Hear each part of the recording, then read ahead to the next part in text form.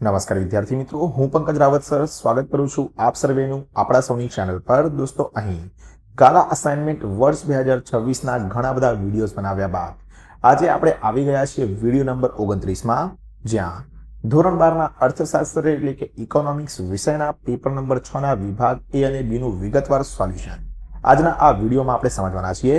ફટાફટથી આપ સર્વે વિદ્યાર્થી મિત્રો આ વિડીયોને લાઇક અને શેર કરીને બને રહેજો વિડીયોમાં સુધી, જેથી કરીને અત્રે સમજાવેલા આ મહત્વપૂર્ણ પેપર સોલ્યુશનની અંદર આપ સર્વે વિદ્યાર્થી મિત્રોને એકદમ વિગતવાર રીતે ખ્યાલ આવી શકે। આ સિવાય મિત્રો, જો આપ શ્રી છો આપણી ચેનલ ઉપર નવા અને ક્યાંકથી હરતા ફરતા સૌથી પહેલી વખત પધાર્યા છો આપણી ચેનલ ઉપર, તો સૌથી પહેલા તો સ્વાગત છે આપ સર્વેનું। નીચે આવેલા લાલ કલરના સબસ્ક્રાઇબ બટન દબાવીને બાજુમાં આવેલા બેલ આઇકનને ઓલ પર સેટ કરી દેજો, જેથી કરીને આપ પણ બની જાઓ આપણા આ ડેક્સ એકેડમી પરિવારના સદસ્ય। મિત્રો, જેમ કે મેં કીધું કે આની પહેલા અર્થશાસ્ત્રના 1 થી 5 નંબરના પેપરનું સોલ્યુશન અને આ સિવાય નામાના મૂળ તત્વો, વાણિજ્ય વ્યવસ્થા અને સંચાલન, આંકડાશાસ્ત્ર, અંગ્રેજી, એસપીસીસી જેવા અન્ય ઘણા બધા વિષયોના સોલ્યુશન્સના વિડીયોઝ તૈયાર છે। તમામે તમામ વિડીયોઝ ભાઈ તમને નીચે ડિસ્ક્રિપ્શન બોક્સમાં કે કમેન્ટ બોક્સમાં આપેલી લિંક્સ દ્વારા જોવા મળી જશે, ત્યાંથી તે તમામે તમામ વિડીયોઝને ખાસ નિહાળજો। આ સિવાય ઉપર આવેલા આઈ બટન દ્વારા પણ તમે તે વિડીયોઝને જોઈ શકો છો। ચાલો મિત્રો, પેપર નંબર 6 અહીં વિભાગ એ થી વિકલ્પો દ્વારા આપણે સૌથી પહેલા શરૂઆત કરીએ। સૌથી પહેલો પ્રશ્ન આપણને કીધો છે કે ભાઈ આંકડાકીય માહિતીને પ્રોસેસ કરવા માટેનો પ્રોગ્રામ કયો છે? છેલ્લે ભાઈ આપણને માર્ચ 23ની બોર્ડ પરીક્ષામાં પ્રશ્ન પૂછાયો હતો। એક્સેલ શીટ જે છે દોસ્તો, તે આંકડાકીય માહિતીને પ્રોસેસ કરવા માટેનો પ્રોગ્રામ છે। બીજું છે કે ભાઈ શાના દ્વારા આંકડાકીય માહિતીને સચોટ માપ પ્રમાણે જુદા જુદા ચિત્રોમાં દોરી શકાય છે? તો સેમ જવાબ આવશે એક્સેલ શીટ દ્વારા આંકડાકીય માહિતીને સચોટ માપ પ્રમાણે જુદા જુદા ચિત્રોમાં ભાઈ આપણે દોરી શકીએ છીએ। ત્રીજું છે નીચેનામાંથી કયો ખ્યાલ ગુણાત્મક છે? બે પ્રકારના ખ્યાલ હોય, ગુણાત્મક અને પરિમાણાત્મક। અહીંયા ગુણાત્મક ખ્યાલની વાત કરી છે। જૂન 24નો મિત્રો પ્રશ્ન છે, તો આર્થિક વિકાસ જે છે દોસ્તો, તે અહીંયા ગુણાત્મક ખ્યાલ છે। આગળ દોસ્તો ચર્ચા કરીએ આપણે પ્રશ્ન નંબર 4। શું કીધું છે અહીંયા પ્રશ્ન નંબર 4 ની અંદર કે નીચેનામાંથી કયો આર્થિક વિકાસનો નિર્દેશક નથી? જૂન 24નો ભાઈ આ પ્રશ્ન છે, તો અહીં NSI જે છે ઓપ્શન એ, તે દોસ્તો આર્થિક વિકાસનો કોઈ નિર્દેશક નથી। પાંચમું છે ચોખા આપીને કાપડ મેળવવાની આર્થિક વ્યવસ્થા કયા નામે ઓળખાતી હતી? ખૂબ સરળ અને મહત્વપૂર્ણ પ્રશ્ન, જે જુલાઈ 22 અને જૂન 25માં છેલ્લે જોયેલો છે આપણે। એક વસ્તુ આપીને સામે બીજી વસ્તુ મેળવવાની જે પ્રથા હતી તેને આપણે સાટા પ્રથા કહેતા હતા, અથવા એનું બીજું નામ હતું વસ્તુ વિનિમય પ્રથા। ભૂલીશું નહીં આપણે, વસ્તુ વિનિમય પ્રથા અથવા સાટા પ્રથા। વેપારી બેંકના કયા ખાતાની થાપણો ઉપર વ્યાજ મળતું નથી? તો યાદ રાખજો ભાઈ, બચત ખાતું હોય, મુદતી ખાતું હોય કે રિકરિંગ ખાતું હોય, ત્રણેય ઉપર આપણને વ્યાજ મળે, પણ ચાલુ ખાતાની થાપણો ઉપર આપણને વ્યાજ મળતું નથી। ઊંધાના બેંક ચાર્જીસ જે છે તે અહીં આપણે ચૂકવવા પડે છે। આગળ દોસ્તો 9મા નંબરના પ્રશ્નની આપણે જરા ચર્ચા કરી લઈએ। શું છે અહીંયા આગળ? સોરી, કયો હતો પ્રશ્ન અહીંયા આપણો? તો આ પ્રશ્ન હતો 6થા નંબરનો। 6થા નંબર બાદ આગળ ચર્ચા કરીએ આપણે 7મા નંબરના પ્રશ્નની। ત્યાં ભૂલથી 8 લખી નાખ્યું હતું આપણે। ચલો, 7મા નંબરના પ્રશ્નમાં શું છે? આરબીઆઈ નું રાષ્ટ્રીયકરણ કયા વર્ષમાં કરવામાં આવ્યું? રાષ્ટ્રીયકરણની જ્યારે પણ વાત કરીએ ત્યારે 1949નું વર્ષ ભાઈ આપણે ખાસ યાદ રાખીશું। માર્ચ 22 તથા જૂન 25નો પ્રશ્ન છે।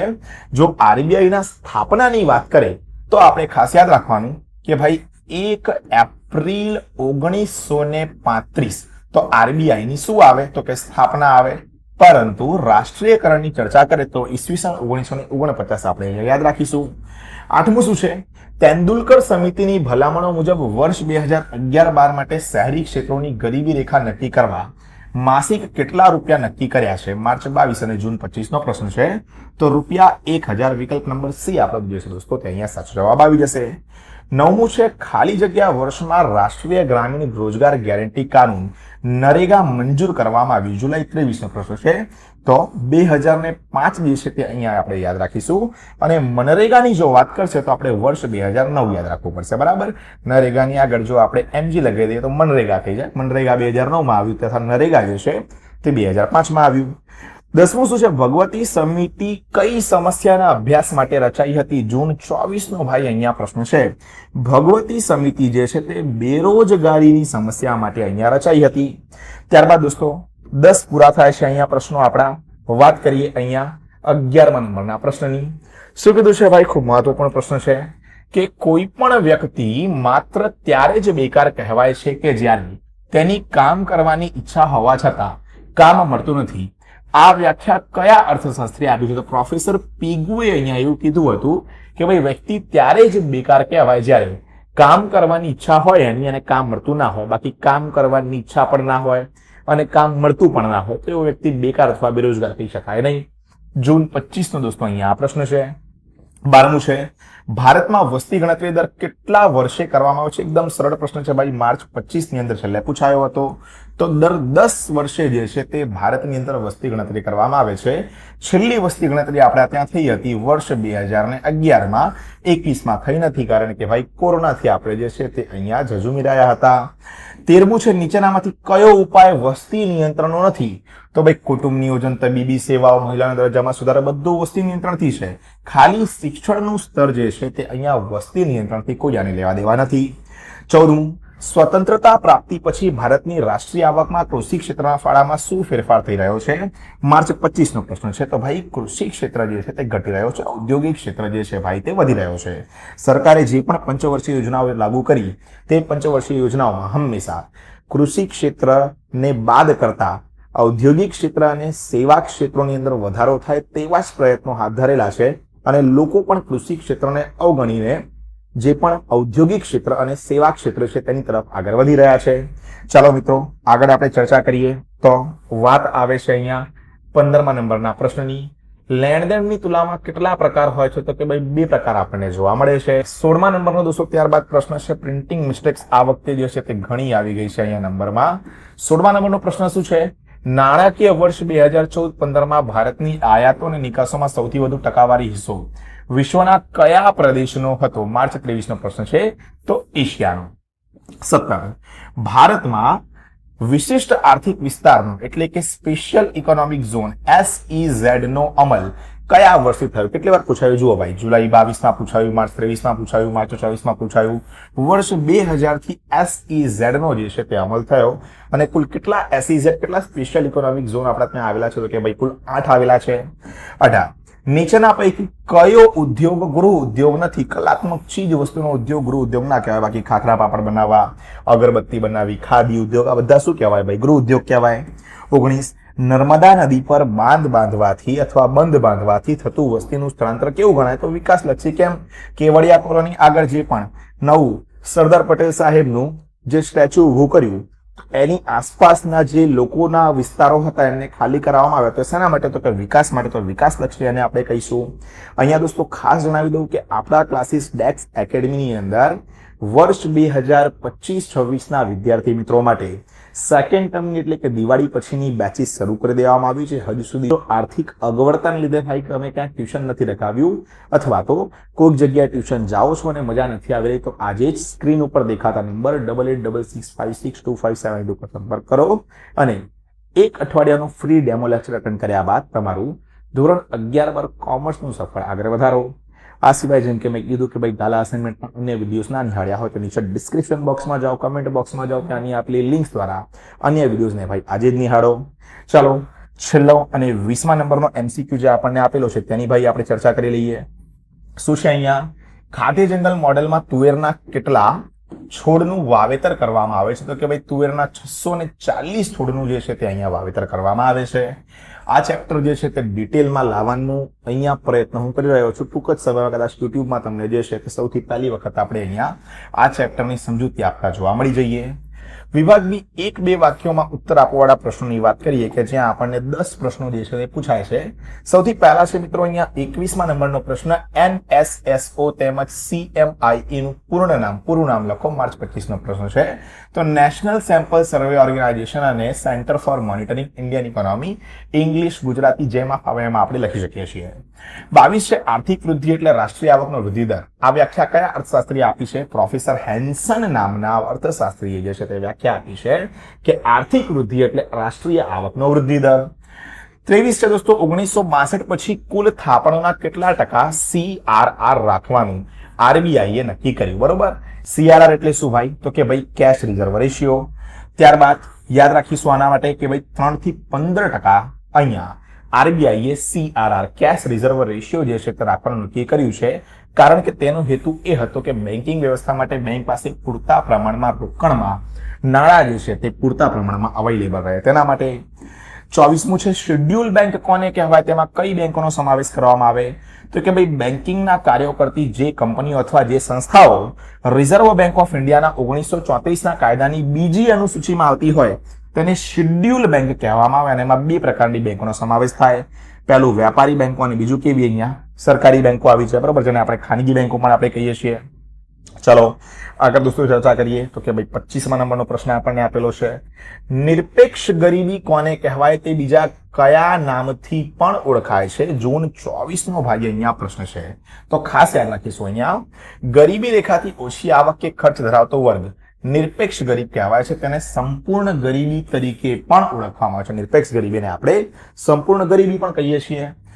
26 છે પ્રધાનમંત્રી કૃષિ સિંચાઈ યોજના ક્યારથી શરૂ કરવામાં આવી છે? આ યોજનામાં કયું સૂત્ર આપવામાં આવ્યું છે? તો યાદ રાખીશું ભાઈ, 1 જુલાઈ 2015 થી પ્રધાનમંત્રી કૃષિ સિંચાઈ યોજના શરૂ કરવામાં આવી છે. એનું સૂત્ર છે હર ખેત કો પાણી. બરાબર, એ સૂત્ર આપણે ખાસ યાદ રાખવાનું. દોસ્તો હજુ સુધી જો આપણા ઇન્સ્ટાગ્રામ પેજીસ @dex academy અને @પંકજ રાવત સરને ફોલો નથી કર્યા તો આજે જ ભાઈ ઇન્સ્ટાગ્રામ ઉપર જાઓ, આપણા બંને જ પેજીસને અચૂકથી ફોલો કરો, કારણ કે ઘણી બધી મહત્વપૂર્ણ અપડેટ્સ તમને પેજીસ ઉપર મળતી રહે છે. સાથે જ મારી જોડે પર્સનલ વાર્તાલાપમાં છે તે તમે અહીંયા ઇન્સ્ટાગ્રામ પેજીસ થ્રુ કરી શકશો. તો ઇન્સ્ટાગ્રામ પેજીસને અચૂકથી ફોલો કરજો અને આપણી આ હયાત જે ચેનલ છે ડેક્સ એકેડમી તેને મારા જેવા લાલ કલરને દેખાતા સબસ્ક્રાઇબ બટનને દબાવીને સબસ્ક્રાઇબ અચૂક કરી દેજો અને બાજુમાં આવેલા બેલ આઇકનને ઓલ પર સેટ કરી દેજો, જેથી કરીને ભવિષ્યમાં જ્યારે પણ ભાઈ આપણી ચેનલ ઉપર નવા વિડીયોઝ આવે તો સૌથી પહેલા આપણે મળતા રહે. જેવી તેવી ચેનલને સબસ્ક્રાઇબ કરીએ છીએ પણ ભણતરમાં એજ્યુકેશનમાં ઉપયોગી થાય એવી ચેનલને આપણે સબસ્ક્રાઇબ નથી કરતા. રૂપિયા ક્યાં લઈએ છીએ ભાઈ? આપણે સબસ્ક્રાઇબ કરવાનું છે અને વિડીયો ગમી રહ્યો તો લાઈક બિલકુલ કરજો. ચાલો આગળ 27 નંબરનો પ્રશ્ન, રોકડિયા પાક એટલે શું? તેના ઉદાહરણ આપો. તો કે ભાઈ જે પાકનો ઉત્પાદન મુખ્યત્વે આર્થિક પ્રવૃત્તિ માટે થતો હોય તેવા પાકને રોકડિયા પાક કહે છે. જેમ કે મગફળી, તલ, એરંડો, અળસી, સણ, શેરડી, રબર, કપાસ, આ બધા શું છે ભાઈ? તો કે ભાઈ રોકડિયા પાકો કહેવાય. ચાલો આગળ ચર્ચા કરીએ આપણે કયા પ્રશ્નની? કે ભાઈ 28મા નંબરના પ્રશ્નની. શું કીધું છે 28 નંબરના પ્રશ્નની અંદર ભાઈ આપણને કે ભારતમાં રૂપિયાનું મૂલ્ય ક્યારે વધે છે અને ક્યારે ઘટે છે તથા તેની શી અસર થાય છે? તો ખાસ આપણે યાદ રાખવું પડશે. ભારત માટે હુંડિયામણનો દર ઘટે તો રૂપિયાનું મૂલ્ય વધે, હુંડિયામણનો દર ઘટે તો રૂપિયાનું મૂલ્ય વધે. જેમ કે હું તમને ઉદાહરણ તરીકે શીખવાડું કે ભાઈ $1 બરાબર, ધારો કે અત્યારે 84 રૂપિયા ચાલતા ઉદાહરણ તરીકે, બરાબર, તો $1 બરાબર હવે આ જે 84 રૂપિયા છે એની જગ્યાએ જો 80 રૂપિયા આવી જાય તો એનો મતલબ શું થયું કે રૂપિયાનું મૂલ્ય વધુ કહેવાય. બરાબર, પણ આનાથી ઊંધું જો થાય તો કે ભાઈ $1 બરાબર 84 ચાલતું અને 90 રૂપિયા થઈ જાય તો શું થાય ભાઈ? તો કે રૂપિયાનું મૂલ્ય ઘટ્યું કહેવાય. જુઓ, હુંડિયામણનો દર ઘટે તો રૂપિયાનું મૂલ્ય વધે, પરિણામે આયાતો વધે છે અને નિકાસ શું થાય છે? અહીંયા ઘટે છે. હવે આયાત વધારે થાય, નિકાસ ઘટે તો આપણા માટે શું કહેવાય? તો કે ભાઈ નુકસાન કહેવાય. એનાથી ઊંધું કે જો ભારત માટે હુંડિયામણનો દર વધે તો રૂપિયાનું મૂલ્ય શું થાય છે? અહીંયા તો કે ઓછું થાય છે. અને આયાતો શું થાય છે? અહીંયા તો કે ઘટે છે. જેની અસર એ થાય છે કે ભાઈ નિકાસ આપણી શું થાય છે? અહીંયા વધે છે. 29 ગૃહ ઉદ્યોગ એટલે શું? તેના બે ઉદાહરણ આપો. જુલાઈ 22નો પ્રશ્ન છે. તો કે વીજળી તથા યંત્રના ઉપયોગ વિના સાદા ઓજારો વડે નહિવત મૂડી રોકાણથી માત્ર કુટુંબના સભ્યો દ્વારા ચાલતા ઉદ્યોગોને ગૃહ ઉદ્યોગ તરીકે ઓળખવામાં આવે છે, જેને આપણે કુટીર ઉદ્યોગ તરીકે પણ ઓળખીએ છીએ. અને આના જો ઉદાહરણની આપણે ચર્ચા કરીએ તો ઉદાહરણની અંદર શું આવી જાય અહીંયા? તો કે ભાઈ બીડી બનાવવાનો ઉદ્યોગ, ખાખરા બનાવવાનો ઉદ્યોગ, અગરબત્તી બનાવવાનો ઉદ્યોગ, પાપડ બનાવવાનો ઉદ્યોગ વગેરે ઘણા બધા ઉદાહરણ આપણે આની અંદર લઈ શકીએ. 30મો અને છેલ્લો પ્રશ્ન, નવા ઉમેરાયેલા ચેપ્ટરમાંથી 10 પરણી અર્કમાં પાંદડાની ચટણી બનાવવા શેનો ઉપયોગ ટાળવો જોઈએ? તો યાદ રાખીશું ભાઈ, 10 પરણી અર્કમાં પાંદડાની ચટણી બનાવવા માટે યાંત્રિક સાધનોનો ઉપયોગ ટાળવો જોઈએ. અને મિત્રો આ રીતે આપણું પેપર નંબર 1 થી 6 અર્થશાસ્ત્ર એટલે કે ઇકોનોમિક્સ વિષયમાં વિભાગ A અને B થઈ ગયા છે પૂર્ણ. પેપર નંબર 1 ના તો વિભાગ C, D અને E પણ અપલોડ થઈ ગયા છે. ના નિહાળ્યા હોય તો આજે જ નિહાળો. અન્ય ઘણા બધા સોલ્યુશન્સ તૈયાર છે. તેના વિડીયોઝ પણ કમેન્ટ બોક્સમાં, ડિસ્ક્રિપ્શન બોક્સમાં ભરેલા પડ્યા છે. લિંક્સ ક્લિક કરો અને વિડીયોઝને નિહાળો. તમારા જે પણ સ્કૂલના હોય, ટ્યુશનના હોય, જે પણ બેનપણા હોય એની જોડે વિડીયોને શેર કરો. તેમને પણ આનો લાભ મળે એના મેક્સિમમ તમારા જે છે તે પ્રયત્નો હોવા જોઈએ. બાકી મારી મહેનત ગમતી હોય તો વિડીયોને લાઇક અચૂકથી કરજો. વિડીયો કેવો લાગી રહ્યો છે કમેન્ટ બોક્સમાં જણાવજો. તથા અન્ય કયા વિડીયોઝની સૌથી પહેલાં જરૂર છે તેને પણ કમેન્ટ બોક્સમાં જણાવવાનું ભાઈ બિલકુલ પણ ના ભૂલતા. હાલ આટલું જ રાખીએ છીએ આપણે આજના આ વિડીયોમાં. મળીએ છીએ જલ્દી જ એક નવા વિડીયોમાં આવા જ કેટલાક મહત્વપૂર્ણ સોલ્યુશનની સાથે. ત્યાર સુધી થેન્ક યુ સો મચ. જય હિન્દ, વંદે માતરમ.